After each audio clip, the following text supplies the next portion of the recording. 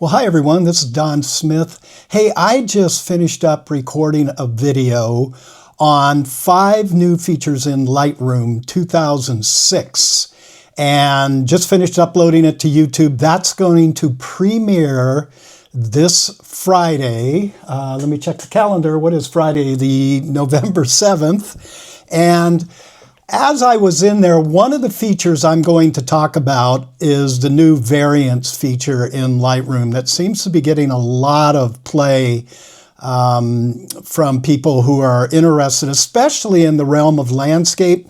And I thought I would do a little bonus video and get it out to you today so you don't have to wait till Friday if you're interested and you are a landscape photographer. And especially it comes because we're in the midst of fall color right now. I just returned from a trip up to the Sierra.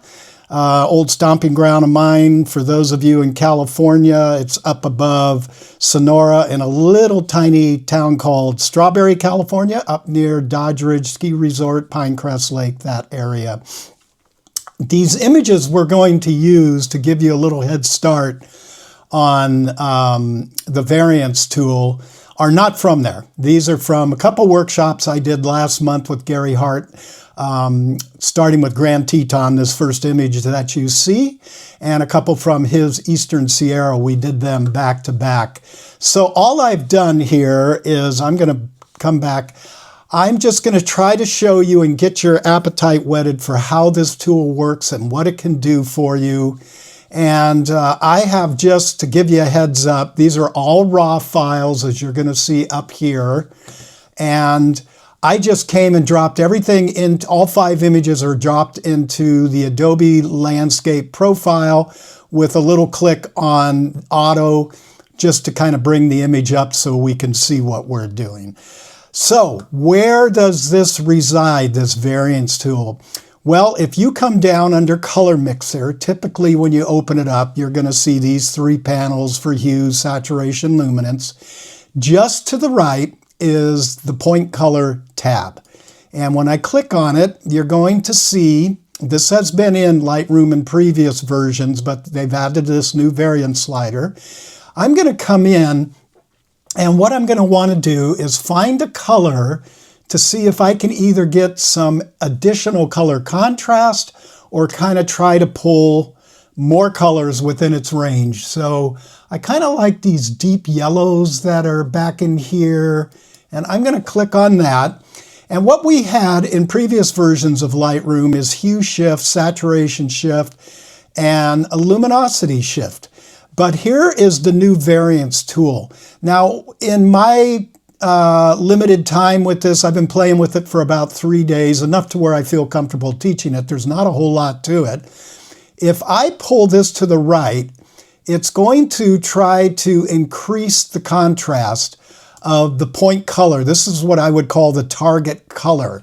So if I go away from it, it's going to try to create more contrast. So let's reset that. It's set at 0. If I want to try to spread this out and pick up more of the neighboring colors, which is more of this orangish, reddish orange to transitioning to orange and into yellow, I would move that slider to the left, and you can see it really starting to bring more of the colors in. So this is where we were basically. This is kind of making it more like what it might have looked like 3 days or 4 days prior to me shooting this image. This could have make it look like maybe 3 or 4 days after I shot the image. So it's kind of up to you. I also want to point this out that we have a visualized range, and when I click on that, it turns everything monochrome that's not being affected in the range. And I can broaden out that range or restrict that range. And you can see it playing out up here. Let me do that again. You can see it's really limited the colors. Now I'm starting to broaden them out and a little bit more. So if you may find that useful. So far, I haven't found it too useful because I'm just tugging on this slider backwards and forwards, but I wanted to point that out to you. Let's go on to another one where we do have some really beautiful oranges that we don't see too much in the Sierra. But here in the Grand Teton range, we were seeing them, and I want to see if I can maybe enhance those a little. You can see they almost look like reds in there. So I'm going to just, my eye is looking into that circle below the eyedropper so I can get it right on the color I want. Now you see, there's the target color.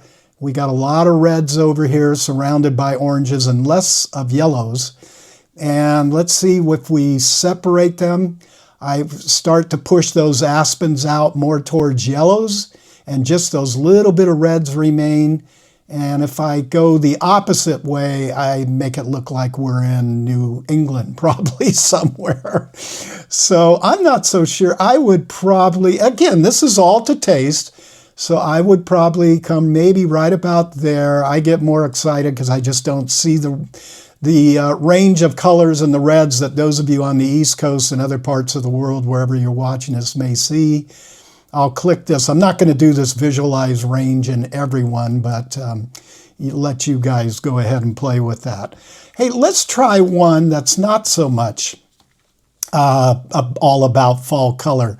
This is one that is at a place called Schwabacher Landing. This is Grand Teton Peak. And this is a beaver pond. This was actually, to the camera left, an area that was backed up by a bunch of beavers that live down in this area. And it creates this really still pool of light that, still pool so that the light can reflect down into this. So let me, I'm in point color.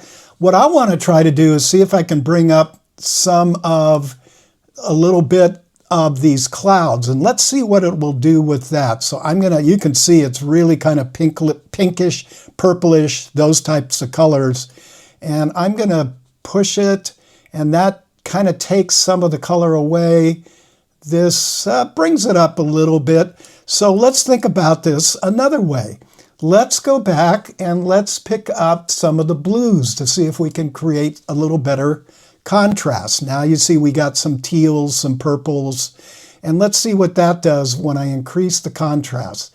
Look at, especially down in the water. I really like what's going on down in there.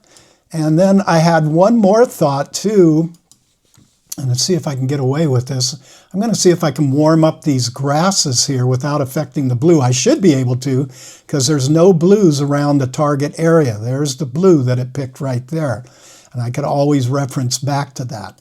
So let's bring, well, if I go, you can see if I push to the right where I'm getting more contrast in the color, takes the warmth out. If I come to the left, it distributes that warm color more through the grasses, is what I was really looking for.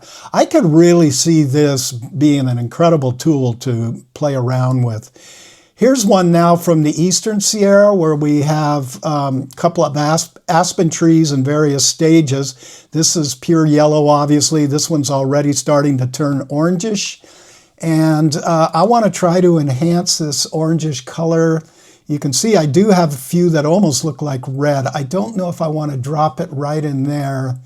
Let's find something near there, which might be more in there. And you can see it does kind of do a split. More of the reddish orange, not a lot of orange, that color, and then into yellow. So let's separate these. And I don't like that because it's taking the yellow on the tree aspen on the left, and it's actually turning it almost greenish. Let's pull it to the left, and now you see we've blended the color. So I'm not so sure this would be a candidate for it. We could change the hue, and you can see when I move the hue slider, that little circle up there in the target area goes either more to the right or more to the left. If I do saturation, it should go up and down. There's not much room for it to go up, or it comes down.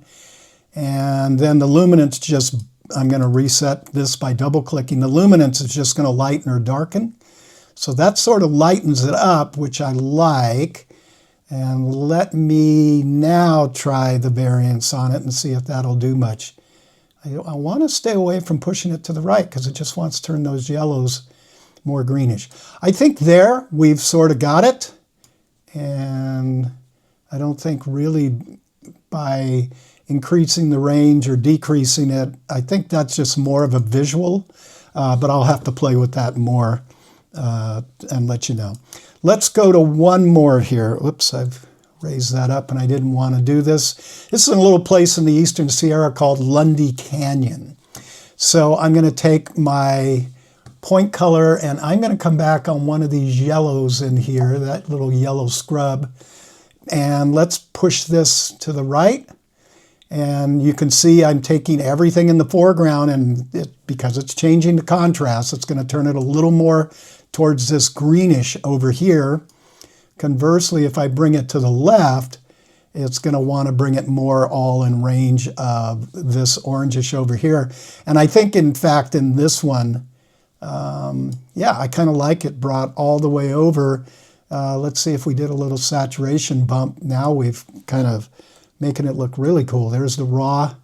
There's where I brought it back up to. So there you go, a little teaser to what's going to be included in my 5 features in Lightroom 2006 that, as I said, will come out this Friday. But hopefully this whets your appetite. Get in there and play with it. If you haven't downloaded the 2006 version, do it. Remember, every time you do this, and it only comes around at this time of year because we had Adobe Max last month, and that's usually when the new versions of Lightroom and Photoshop are released. In Lightroom, when you put it in, it's going to ask you to upgrade your catalog. Just simply do that. It's going to append that string on the name. If you think it's getting too wordy, just right-click on it and you can rename it. I just tend to leave it alone. It's all automated. It works great. But get in and try this Variance Tool in point color. And I'm going to actually show you how, in the video that's coming out this Friday, how it works with the mask. Also, you do have point color in on the mask. So this is a little bit of an upgrade or an update. I sort of rushed this one out, but I'm so excited about this that I couldn't wait to share it with you guys. And I'll see you this Friday. And stay creative, guys. If you haven't shot fall color this year, you've got to have some in your files. Either get out and shoot it, or go back and test this out in some of your older stuff. Let me know how it's working for you. If you have any questions, just leave it in the comment below. And please hit the subscribe button. I plan on doing a lot of these, and we will see you on Friday. Take care. Stay creative. It's great for the soul.